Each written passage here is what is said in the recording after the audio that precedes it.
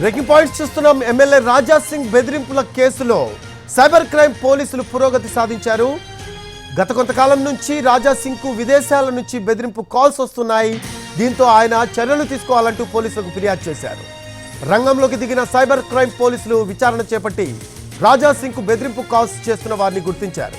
కువైట్లో మకాం వేసిన మహమ్మద్ ఖాసింను నిందితుడిగా గుర్తించారు.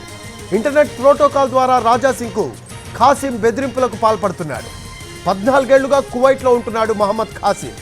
చాంద్రాయణగుట్ట నుంచి దుబాయ్కు వెళ్లి అక్కడి నుంచి కువైట్లో సెటిల్ అయ్యాడు ఖాసిం. అతడి కోసం ఎల్ఓసిని జారీ చేసింది సైబర్ క్రైమ్.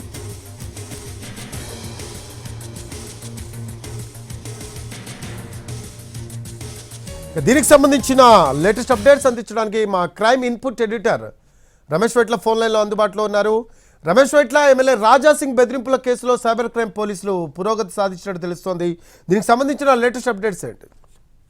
గత 10 సంవత్సరాల నుంచి కూడా ఎమ్మెల్యే రాజా సింగ్ కి విదేశాల నుంచి ఎప్పటికప్పుడు బెదిరింపు కాల్స్ వస్తున్నాయి. అతను సంబంధించిన వ్యవహారంలో జోక్యం చేసుకుంటూ అంతేకాకుండా అతను చంపివేస్తామంటూ కూడా గత 10 ఏళ్ల నుంచి కూడా బెదిరింపు కాల్స్ వస్తున్నాయి. అయితే దీనికి సంబంధించి కూడా ఎప్పటికప్పుడు పోలీసులకు సమాచారం ఇచ్చి ఫిర్యాదు చేసినప్పటికీ ఇప్పుడు ఎలాంటి పురోగతి లేకపోయినప్పటికీ ఈసారి సైబర్ క్రైమ్ పోలీసులు ఈ కేసును సవాల్గా తీసుకున్నారు. అయితే దీన్ని మొత్తంగా ట్రాక్ చేసినప్పుడు కువైట్ లో దాదాపు 14 ఏళ్ల నుంచి మకాం వేసి శిక్ష ఉన్న మహమ్మద్ ఖాసిమే దీని వెనుకలో ఉన్నట్లుగా అధికారులు గుర్తించారు. అయితే ఇతను ఇంటర్నెట్ ప్రోటోకాల్ ద్వారా